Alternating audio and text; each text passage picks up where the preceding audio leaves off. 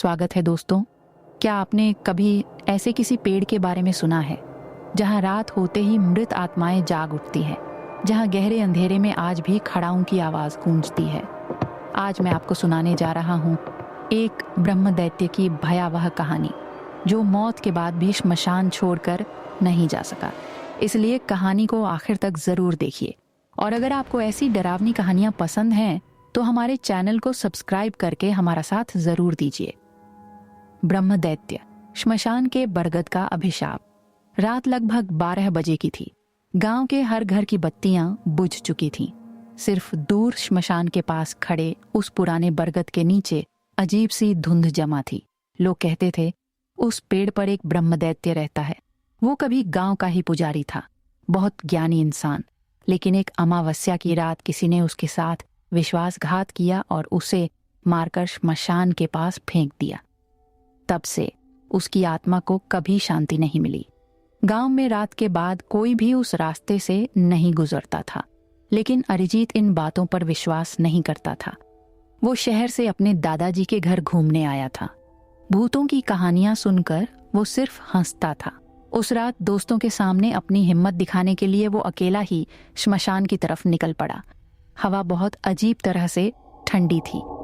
झींगुरों की आवाज भी अचानक बंद हो गई। अरिजीत मोबाइल की टॉर्च जलाकर आगे बढ़ने लगा। दूर वो बरगद का पेड़ दिखाई दे रहा था। उसकी लटकती जड़ें अंधेरे में जैसे हिल रही थीं। अचानक उसके कान के पास एक फुसफुसाती आवाज गूंजी, वापस चले जाओ। अरिजीत चौंक गया। उसने पीछे मुड़कर देखा, कोई नहीं था। वो हल्का हंसकर बोला, कौन है? डराने की कोशिश कर रहा है क्या? तभी पेड़ की डाल से धप की आवाज के साथ कुछ जमीन पर गिरा। एक पुरानी लकड़ी की खड़ाऊं, फिर एक और। खड़ाऊं की आवाज धीरे धीरे उसकी तरफ बढ़ने लगी। अरिजीत का दिल जोर जोर से धड़कने लगा। उसके हाथ में पकड़ी टॉर्च कांप रही थी। अचानक टॉर्च की रोशनी पेड़ के ऊपर पड़ी और तभी उसने देखा सफेद धोती पहने एक बहुत लंबा आदमी डाल पर उल्टा बैठा हुआ था। उसकी आंखें पूरी सफेद थीं, माथे पर बड़ा सा लाल तिलक और चेहरे पर भयानक मुस्कान। ब्रह्मदैत्य धीरे धीरे बोला, मेरे पेड़ के नीचे क्यों आए हो? अरिजीत भागने की कोशिश करने लगा, लेकिन उसके पैर हिले तक नहीं। चारों तरफ की जड़ें जैसे उसके पैरों को जकड़ चुकी थीं। अचानक तेज तूफान शुरू हो गया। पेड़ की डालियां पागलों की तरह हिलने लगीं। इस बार ब्रह्मदैत्य जमीन से कई फुट ऊपर हवा में तैरता हुआ नीचे उतरने लगा। उसकी आवाज और भी डरावनी हो गई। जो मृतकों का अपमान करते हैं वो कभी वापस नहीं जाते। अरिजीत रोते हुए बोला, मुझे छोड़ दीजिए, मुझसे गलती हो गई। कुछ सेकंड तक चारों तरफ सन्नाटा छाया रहा। फिर अचानक सब कुछ शांत हो गया। हवा रुक गई। अरिजीत ने देखा वो वहां अकेला खड़ा है, कोई नहीं था। वो अपनी जान बचाकर भागता हुआ घर वापस लौट आया। अगली सुबह गांव वालों ने देखा अरिजीत के आधे बाल सफेद हो चुके थे और उस दिन के बाद उसने कभी भी भूतों की कहानियों का मजाक नहीं उड़ाया, क्योंकि अब वो जान चुका था श्मशान के उस बरगद पर आज भी ब्रह्मदैत्य मौजूद है। अरिजीत उस रात के बाद पहले जैसा नहीं रहा। वो हमेशा चुपचाप रहने लगा। रात में नींद के बीच अचानक चीख पड़ता। वो आंखें फिर से आ गईं। उसके दादाजी गांव के पुराने लोगों में से थे। सब कुछ सुनकर वो बुरी तरह डर गए, क्योंकि वो जानते थे ब्रह्मदैत्य अगर किसी को एक बार देख ले तो उसे इतनी आसानी से नहीं छोड़ता। उस रात अरिजीत सो रहा था। अचानक फिर वही खड़ाऊं की आवाज सुनाई दी। ऐसा लग रहा था जैसे आवाज घर के आंगन से आ रही हो। अरिजीत पसीने में भीगा हुआ उठकर बैठ गया। जैसे ही उसने खिड़की के बाहर देखा, उसका खून जम गया। आंगन के बीचों बीच वही विशाल छाया मूर्ति खड़ी थी। सफेद धोती, लंबे बाल और सफेद खाली आंखें। ब्रह्मदैत्य। वो धीरे धीरे अपना सिर टेढ़ा करके अरिजीत की तरफ देखने लगा। फिर भारी आवाज में बोला, तुम मेरी चीज अपने साथ ले आया है।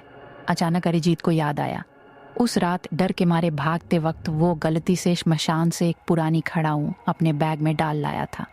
दादाजी ने जैसे ही उसे देखा, उनका शरीर कांपने लगा। अनर्थ हो गया, ये ब्रह्मदैत्य की खड़ाऊं है। उसी पल पूरे घर की बत्तियां बुझ गईं। चारों तरफ बर्फ जैसी ठंड फैल गई। दरवाजा अपने आप धड़ाम से बंद हो गया। अंधेरे में फिर वही आवाज गूंजने लगी, ऐसा लग रहा था जैसे कोई धीरे धीरे कमरे के अंदर चल रहा हो।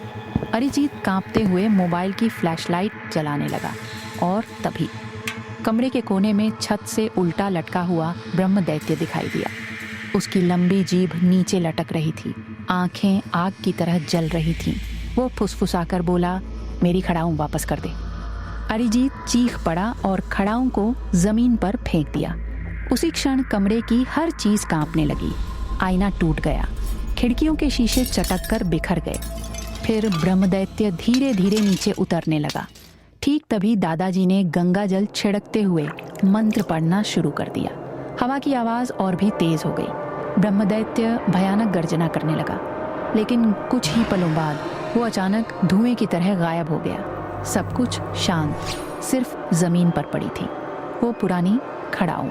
दादाजी कांपती आवाज में बोले, अभी सब खत्म नहीं हुआ, वो फिर वापस आएगा। और ठीक उसी समय घर के बाहर बरगद के पेड़ की दिशा से फिर वही आवाज सुनाई दी। उस रात के बाद पूरे गांव में डर फैल गया, क्योंकि सिर्फ अरिजीत ही नहीं, अब गांव के और लोग भी रात में उस खड़ाऊं की आवाज सुनने लगे थे। आधी रात को वो आवाज कभी किसी की छत पर, कभी आंगन में, तो कभी खिड़की के ठीक बाहर सुनाई देती। लेकिन जैसे ही दरवाजा खोला जाता, वहां कोई नहीं होता, सिर्फ ठंडी हवा और जली हुई धूप की गंध। अरिजीत दिन ब दिन कमजोर होता जा रहा था। उसकी आंखों के नीचे काले धब्बे पड़ चुके थे। वो बार बार एक ही सपना देखता। ब्रह्मदैत्य बरगद के नीचे खड़ा उसे बुला रहा है, अमावस्या की रात, वापस आ जाना। दादाजी समझ गए कि मामला बहुत खतरनाक दिशा में जा रहा है, क्योंकि 3 दिन बाद अमावस्या थी। गांव के सबसे बुजुर्ग आदमी हरिहर काका को बुलाया गया। वो कांपती आवाज में बोले, ब्रह्मदैत्य उसे अपनी तरफ खींच रहा है। अगर अमावस्या की रात वो श्मशान गया तो फिर कभी वापस नहीं आएगा। सबके चेहरे डर से सफेद पड़ गए। आखिरकार अमावस्या की रात आ गई। आसमान में चांद नहीं था, चारों तरफ अजीब सी खामोशी फैली हुई थी। दादाजी अरिजीत के कमरे के बाहर पहरा दे रहे थे, लेकिन रात ठीक 12 बजे अचानक कमरे का दरवाजा अपने आप खुल गया। अरिजीत धीरे धीरे बिस्तर से उठकर खड़ा हो गया। उसकी आंखें बंद थीं, चेहरा बिल्कुल पीला। ऐसा लग रहा था जैसे कोई उसे नियंत्रित कर रहा हो। वो धीरे धीरे चलने लगा। दादाजी चिल्लाकर उसे रोकने दौड़े, लेकिन किसी अजीब ताकत ने उन्हें जोर से धक्का देकर जमीन पर गिरा दिया। अरिजीत तब गांव की गलियों को पार करता हुआ सीधे श्मशान की तरफ बढ़ रहा था। इस बार खड़ाऊं की आवाज उसके सामने से आ रही थी। जैसे ही वो श्मशान के पास पहुंचा, घनी धुंध ने पूरी जगह को ढक लिया। बरगद के नीचे ब्रह्मदैत्य खड़ा था। आज वो पहले से भी ज्यादा डरावना लग रहा था। उसकी आंखें खून की तरह लाल थीं, गले में सूखी हड्डियों की माला और चारों तरफ आग जैसी नीली रोशनी जल रही थी। अरिजीत जैसे सम्मोहित होकर पेड़ की तरफ बढ़ने लगा। अचानक पेड़ के चारों ओर अनगिनत छाया मूर्तियां दिखाई देने लगीं। ऐसा लग रहा था जैसे मृत आत्माएं उस पेड़ को घेर कर खड़ी हों। वे सब एक साथ फुसफुसा रही थीं, इसे अपने साथ ले चलो। ब्रह्मदैत्य ने धीरे धीरे अपना हाथ उठाया। उसके लंबे काले नाखून अरिजीत के सिर की तरफ बढ़ने लगे।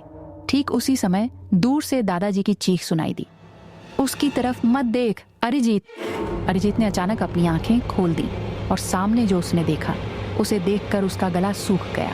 बरगद की डालियों से सैकड़ों इंसानों के कंकाल लटक रहे थे और हर कंकाल की आंखों की जगह आग जल रही थी। आग की तरह जलती हुई उन सैकड़ों आंखों को देखकर अरिजीत डर के मारे चीख पड़ा और पीछे हट गया। लेकिन तभी बरगद की जड़ें जिंदा सांपों की तरह हिलने लगी। जमीन फट गई, काली जड़ें बाहर निकलकर उसके पैरों से लिपट गईं। अरिजीत कीचड़ में गिर पड़ा। चारों तरफ मृत आत्माओं की फुसफुसाहट और तेज होने लगी। यहीं रुक जा, यहीं रुक जा। ब्रह्मदैत्य धीरे धीरे उसके सामने आकर खड़ा हो गया। आज उसका चेहरा पहले से भी ज्यादा भयानक लग रहा था। उसका जबड़ा असामान्य रूप से बड़ा हो चुका था। मुंह के अंदर नुकीले दांत चमक रहे थे और उसके माथे से काला खून बह रहा था। वो धीमी आवाज में बोला, ये सब मेरे हैं। फिर उसने उंगली उठाकर पेड़ की तरफ इशारा किया। अरिजीत कांपते हुए उधर देखने लगा और तभी उसे समझ आया, पेड़ पर लटके हुए वो कंकाल सिर्फ मरे हुए इंसान नहीं थे, उनमें से कुछ के चेहरे अब भी आधे सड़े हुए थे, किसी की आंखें गायब थीं, किसी की जीभ बाहर लटक रही थी और वो सब धीरे धीरे हिल रहे थे। अचानक एक कंकाल डाल से नीचे कूद पड़ा, फिर दूसरा, फिर एक और। कुछ ही पलों में अरिजीत के चारों तरफ दर्जनों लाशें खड़ी हो गईं। उनके हाथ पैर टूटे हुए थे, गले कटे हुए थे, लेकिन वे सब एक ही बात दोहरा रही थीं, ये हमारे साथ रहेगा। उधर दादाजी श्मशान की तरफ भागते हुए आ रहे थे। उनके हाथ में एक पुराना तांबे का पात्र और गंगा जल था। हरिहर काका ने कहा था, ब्रह्मदैत्य को हराने के लिए उसकी मौत का सच जानना जरूरी है। दादाजी जोर से चिल्लाए, उसे क्यों मारा था उन्होंने? बोल। ब्रह्मदैत्य अचानक रुक गया। उसकी आंखों की आग कांपने लगी। चारों तरफ की आत्माएं भी अचानक शांत हो गईं। कुछ सेकंड बाद बरगद के चारों तरफ एक अजीब दृश्य दिखाई देने लगा। ऐसा लग रहा था जैसे अतीत की कोई घटना फिर से जीवित हो उठी हो। कई साल पहले की वो रात, एक ब्राह्मण पुजारी उसी बरगद के नीचे खड़े होकर मंत्र पढ़ रहे थे। उनके हाथ में लाल कपड़े में लिपटा एक डिब्बा था। अचानक गांव के कुछ लोग लाठियां लेकर उन्हें घेर लेते हैं। उनकी आंखों में लालच साफ दिखाई दे रहा था। वे चिल्लाकर बोले, रत्न हमें दे दो। पुजारी ने सिर हिलाकर कहा, यह देवता की संपत्ति है, इसे कोई छू नहीं सकता। लेकिन उन्होंने उनकी बात नहीं सुनी। एक लाठी का वार होते ही पुजारी जमीन पर गिर पड़े और फिर सबने मिलकर उन्हें पीट पीट कर मार डाला। मरने से पहले पुजारी ने खून से सने चेहरे के साथ कहा था, जो लोग लालच में अंधे हो जाते हैं उनकी आत्मा को कभी मुक्ति नहीं मिलेगी। अचानक वो दृश्य गायब हो गया। अरिजीत हाँफते हुए समझ गया, ब्रह्मदैत्य दरअसल बदला ले रहा है, क्योंकि जिन्होंने उस पुजारी को मारा था उनके वंशजों की आत्माएं अब उस बरगद में कैद हैं। अचानक ब्रह्मदैत्य ने अरिजीत की तरफ देखा। उसके भयानक चेहरे पर इस बार एक अजीब सा दुख था। वो धीरे धीरे बोला, मुझे मुक्ति दे दो।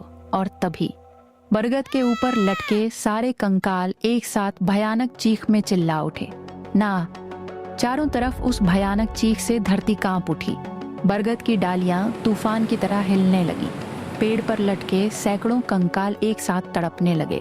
उनकी आंखों की आग और भी तेज चमकने लगी। अरिजीत कांपती आवाज में बोला, मैं आपको मुक्ति कैसे दूं? ब्रह्मदैत्य ने धीरे धीरे अपना हाथ उठाया। उसकी लंबी उंगली पेड़ की जड़ की तरफ इशारा करने लगी। वहां मेरा शरीर। दादाजी तुरंत पेड़ के नीचे की मिट्टी खोदने लगे। हरिहर काका भी उनके साथ जुड़ गए। कुछ देर बाद फावड़ा किसी सख्त चीज से टकराया। जैसे ही मिट्टी हटाई गई, वहां से एक पुराना कंकाल बाहर निकला। उसके गले में अब भी रुद्राक्ष की माला थी और उसकी छाती से चिपका हुआ था वही लाल कपड़े में लिपटा डिब्बा। अचानक चारों तरफ की हवा बर्फ जैसी ठंडी हो गई। पेड़ की आत्माएं पागलों की तरह चीखने लगी, मत खोलो, मत खोलो। लेकिन दादाजी कांपते हाथों से कपड़ा खोलने लगे। अंदर एक काले पत्थर की मूर्ति थी, छोटी सी लेकिन बेहद भारी। उस मूर्ति की आंखें किसी जिंदा इंसान की तरह चमक रही थीं। हरिहर काका डर से फुसफुसाए, ये श्मशान की रक्षा करने वाले देवता की मूर्ति है। इसे चुराने के लिए ही उन्होंने पुजारी को मारा था। ब्रह्मदैत्य धीरे धीरे आसमान की तरफ देखने लगा। उसके भयानक चेहरे पर पहली बार शांति दिखाई दी। वो बोला, इस मूर्ति को नदी में विसर्जित कर दो, तभी सब खत्म होगा। उसी पल पेड़ की सारी आत्माएं एक साथ नीचे कूद पड़ी। ऐसा लग रहा था जैसे वे मूर्ति को छीन लेना चाहती हों। अरिजीत ने हिम्मत करके मूर्ति को अपने हाथों में उठा लिया। उसी क्षण उसके पूरे शरीर में बर्फ जैसी ठंड फैल गई। हजारों लोगों के रोने की आवाज उसके कानों में गूंजने लगी। पीछे से मृत आत्माएं उसकी तरफ दौड़ रही थीं। उनके लंबे हाथ लगभग अरिजीत तक पहुंच चुके थे। दादाजी जोर से चिल्लाए, भागो! अरिजीत अपनी पूरी ताकत से नदी की तरफ दौड़ पड़ा।